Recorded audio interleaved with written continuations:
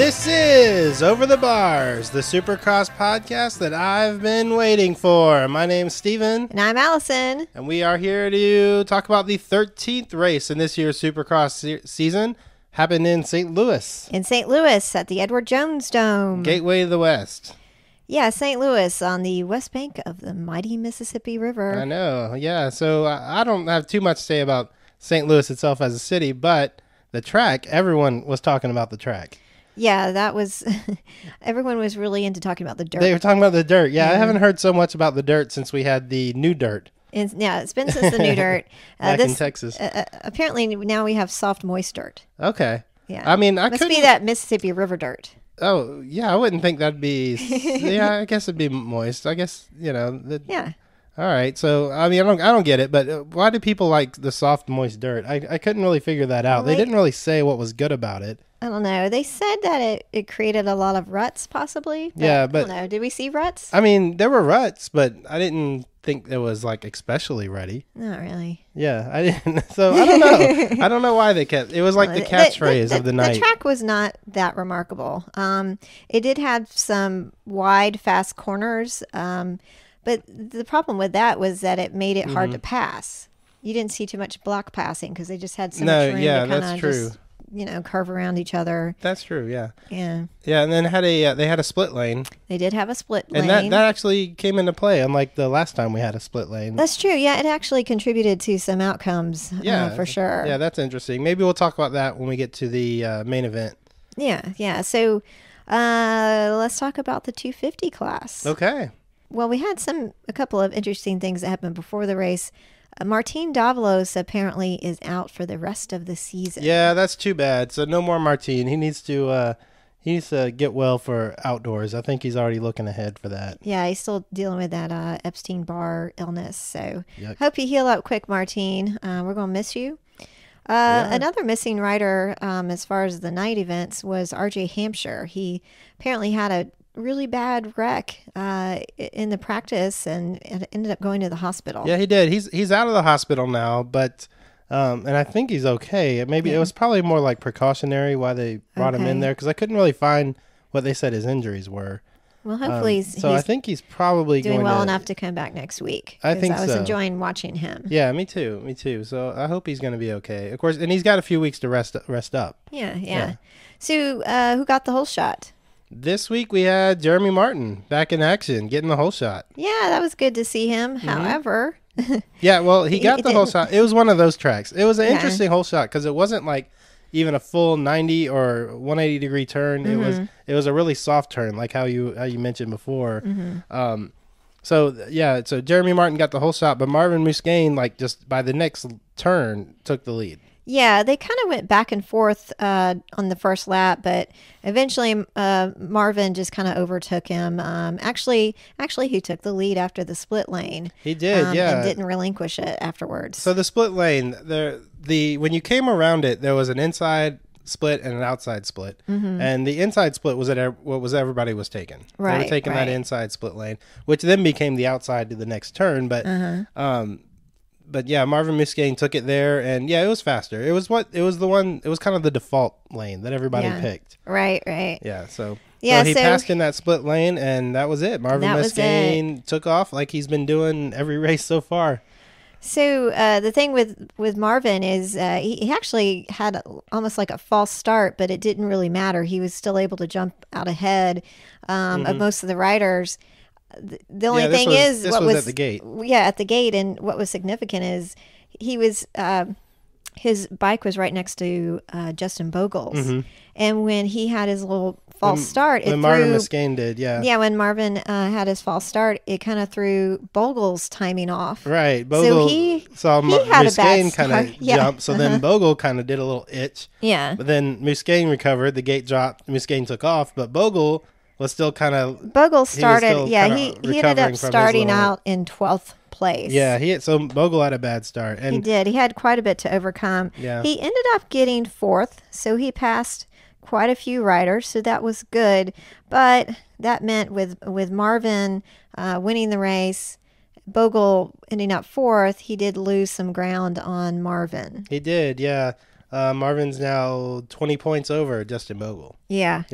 So big point lead. It's funny that Marvin Musquin, he actually apologized to Bogle when they were interviewing at the podium.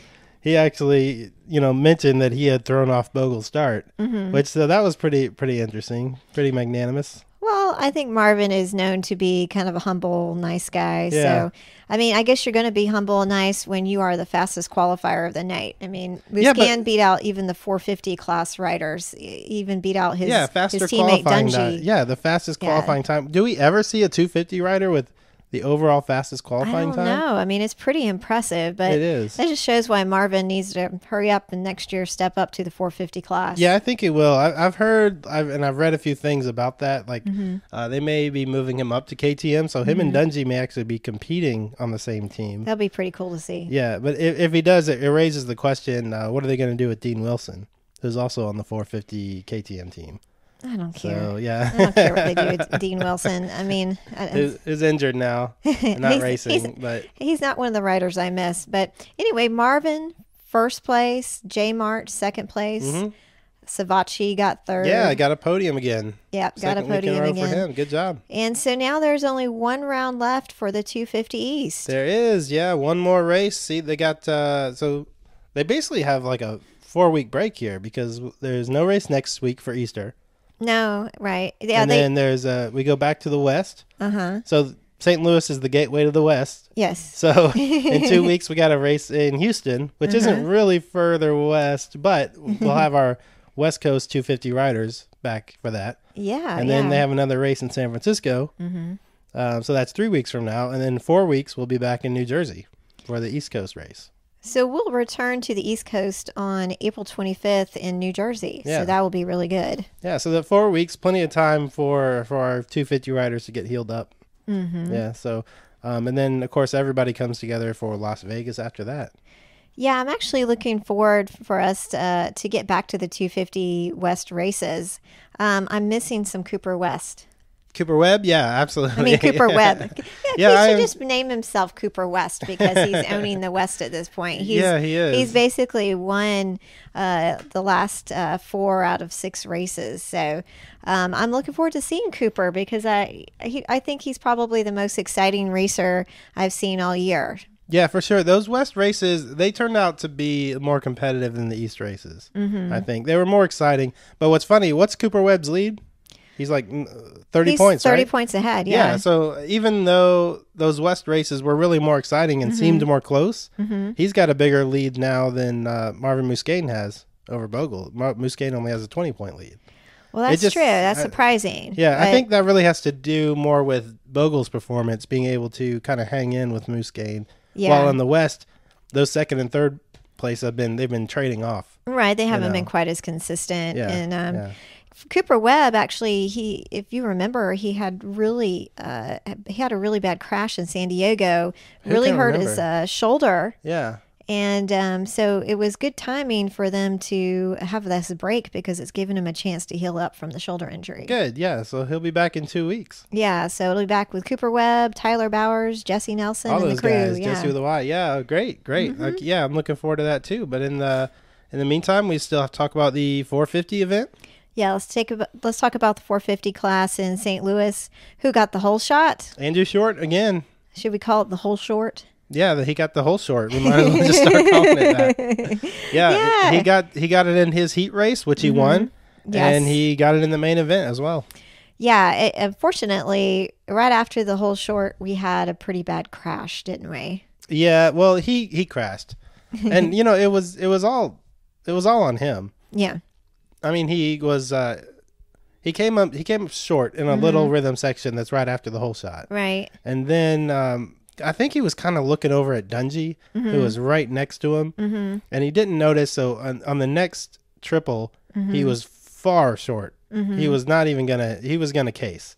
He was gonna hit that third up. So he jumped off the bike. I kind of wonder if something happened with his bike even. I mean, I don't know. It was a little odd. I think he was excited about the whole shot. I think he looked over at Dungey, saw that Dungey was right next to him, and then kind of lost track of where he was and what he was doing. Right. And by the time he looked up, here I'm about to have a huge wreck. So he bailed on the bike. I mean, he jumped off of it. I'm glad he wasn't hurt. Yeah. Still went head over heels. Yeah. And earlier he had won his heat, right? Yeah, he did. Yeah, he won the first heat of the night. Yeah, that was pretty good. And afterwards, they were interviewing him and really trying to grill him about, his technique and as far as being a whole shot winner from week to week. Mm-hmm. And, they had already kind of talked about how he tends to start in third gear. And he was kind of laughing, saying that, they were trying to give away his secrets, Right, yeah. He's like, I've been doing this since 2014. And you guys, it's funny you get a kick out of it, but I'm not going to really tell you everything. Yeah, there's something about the KTM that lets him do a start out of third gear, because they even asked Dungey about it at one point. I think after Dungey won his heat race, they said something like, well, Short's been getting all these hole shots, and Dungey mentioned that that's just something that he starts in second gear. Yeah, and it's not something that he could really do, or just not something that he's used to. They both ride KTMs, but they're on different teams. So I think Dungey's bike is set up for the long haul, and I think Andrew Short is his Shorty's bike is set up for the short haul. Yeah, and speaking of the short hole, their coverage of that, they kept talking about the whole shot device this week. It's like this thing that's on the front fork, that holds the bike down while they do the whole shot, but then the rider can release it so that the normal suspension kicks in. Yeah, and that was pretty interesting, and I enjoyed those slow motion close ups of Andrew Short doing the whole shot, because especially after now that we know we had our little dirt biking experience. Right. We can watch the clutch. We can watch him work the brake. We know what he's doing. So I kind of enjoyed that. It was a good little lesson for us, wasn't it? Yeah, it was cool. It was cool. Well, I think that we should talk about the platitude here. Oh, yeah. So, I mean, Andrew Short, you've provided us a lot of conversation tonight. So let's just go ahead and give Andrew Short the platitude for all those hole shots that he's been getting. Yeah, great job, Andrew. Week after week, you almost forgot your check this week, and you had to run back on the track. But we want you to get that $1,000 from week to week, and we're enjoying watching you as you do it. So congratulations, Andrew Short. Congrats. You're the St. Louis Platitude winner. Good. So we mentioned Dungey kind of took over right after Andrew Short had that crash. Yep, you had Dungey in the lead. You had Weston Pike right behind him, and it took a while. It kind of lasted a while that these guys were kind of running like that, and it wasn't until about the 10th lap that you suddenly had a group of riders all kind of battling together, and that would have been Weston Pike, Jason Anderson, Eli Tomac, and Cole Seeley. Yeah, I was really happy for Jason Anderson. He podiumed in Anaheim 1. Right. And he hasn't been able to do anything since. We haven't seen much of him since. We've seen him try to wreck some riders. We've seen him try quite a few times. Really hard to get a podium, but he hasn't actually podiumed, But it was starting around the 10th lap, he passed Pike. Mm-hmm. And then Tomac and Seeley also got around Pike. So Tomac and Seeley actually got pretty bad starts. Yeah, they did. Tomac started off 7th. Seeley started off 9th. So it took a minute for them to catch up with leaders. Yeah, it took a while, but Tomac, I mean, he's so fast. You knew he was going to catch up. Yeah, he was riding really, really well. Right. And not making as many mistakes as he did at the beginning of the season. He seems to be able to ride really fast, a bit more consistently than he did at the beginning of the year. He's gotten better. Yeah, he's gotten better as the season has gone on. Yeah, so anyway, he after he passed Weston Pike, him and Seeley were able to get around Pike, and then it was on to Anderson. Yeah, because Anderson had passed Pike as well. So Anderson had gotten up to second place. And so Tomac and Anderson started battling back and forth. Yeah, that was awesome. So Tomac caught up with Anderson, and we thought for sure that he would pass him. Yeah. But he wasn't able to. Anderson did something. He did something that made him slam on his brake. I don't know what exactly it was, but all of a sudden, it was like we thought Tomac was going to pass, but then all of a sudden, like around the next turn, Tomac was way behind him again. Yeah, Tomac made some sort of mistake. Yeah, something happened there. But finally, I think it was on maybe lap 14, Tomac was able to get around him because he was able to quad a rhythm section that was right before the split lane. Yeah. And this allowed him to get through the split lane a bit faster than Anderson. He had figured this out. He had passed Pike the same way.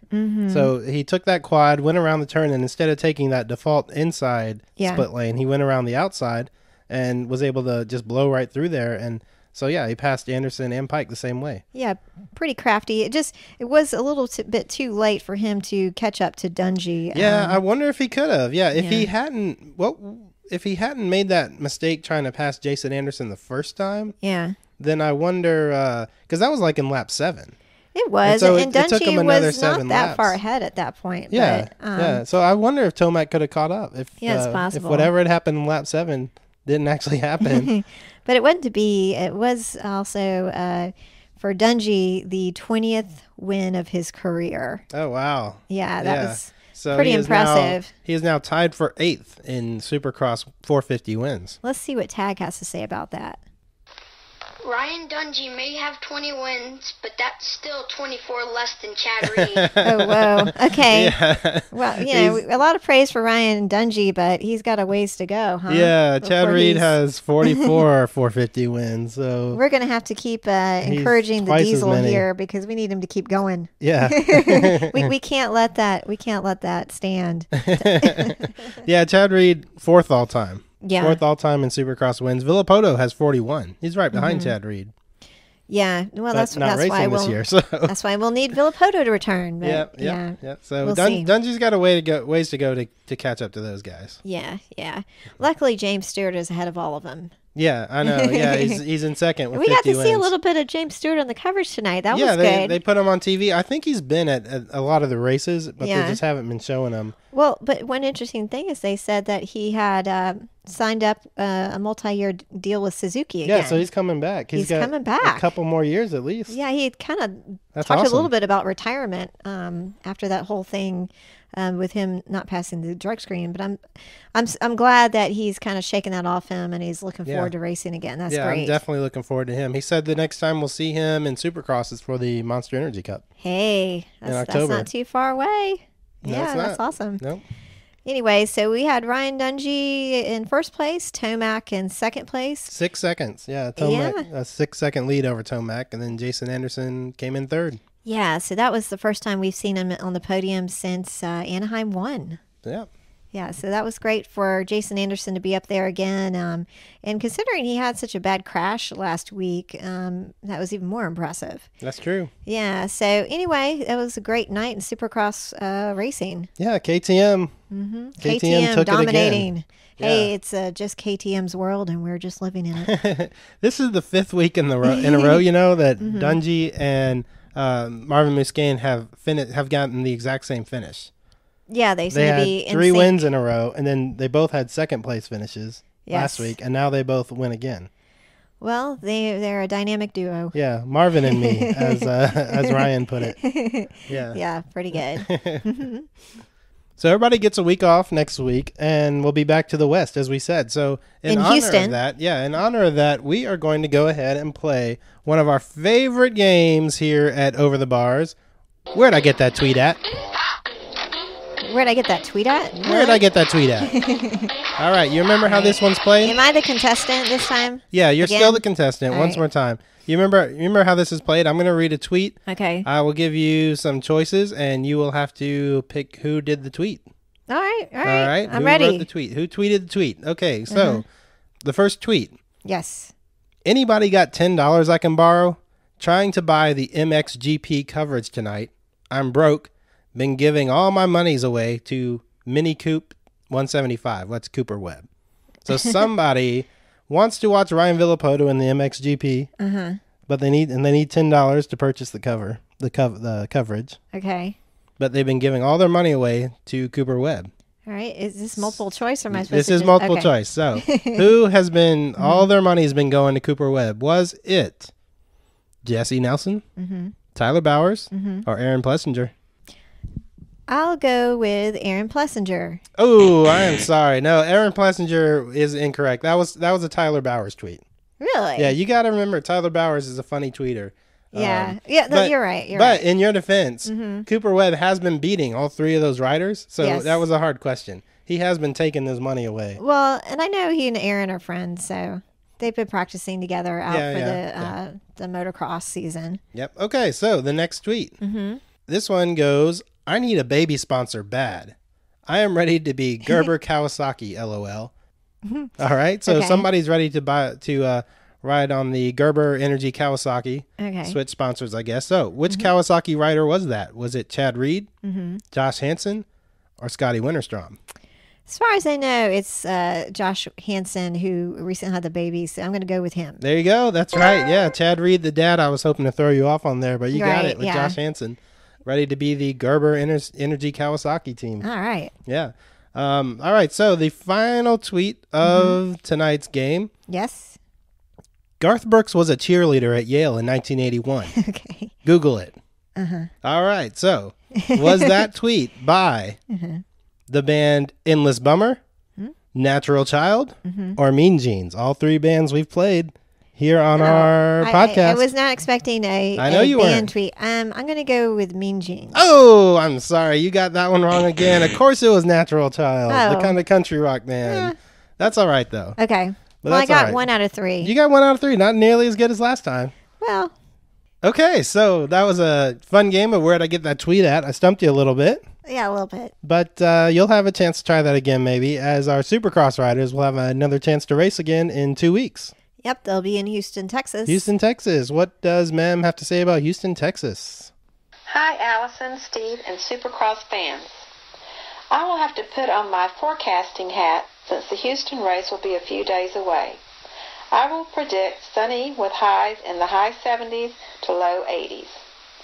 While you are visiting Houston, I would recommend a trip to the Beer Can House, which is made from 50,000 beer cans. Maybe you will be able to add a few. Nice. 50,000 beer cans. I hope they're Shiner beer cans. Oh, yeah. Shinerbach, those little cuties, as I call them, the cans of Shinerbach. Yeah, I hope so. Why wouldn't they be? Oh, I don't know. Yeah, right there. Shiner's brewed right near Houston. I wonder if Jeff will come over and have a Shiner with us next week. Yeah, in 2 weeks. Yeah, let's see what we have to do to get Jeff here. Hey, guys. How fast do those motorcycles go? 100, 125 miles an hour? No. I did the math the other day, and I realized that I am going 67,000 miles an hour around the sun. So, where's my podcast? So Jeff's dropping some science on us there. Yeah, he is. Yeah. We don't do a podcast just because motorcycles go fast, but don't we? If Jeff wants a podcast, he can get one. I'll even engineer it for him. Okay. Yeah, he can come over. I can bring this stuff to his house. It's portable. It is. I don't know what it'll be about. Yeah, I don't. Well, that's up to him. I don't know. Maybe it'll be about the Beatles. The Beatles, yeah, from Gainesville, Georgia. Yeah, it might be. So, all right, Jeff. So, we're looking forward to that. Yeah, just let us know next week after Houston. We'll record your podcast. Yeah, it'll be fun. Okay. All right, so get ready. Get ready, everybody. We'll send you the link. And get ready for some music. We're gonna play some Cool Ghouls and their song "Across the River." Great. All right. Thanks everybody for listening. 4 races left, so stay with us. We'll be back in 2 weeks. Follow us at Twitter @SXOverTheBars. Thanks for listening. Bye-bye.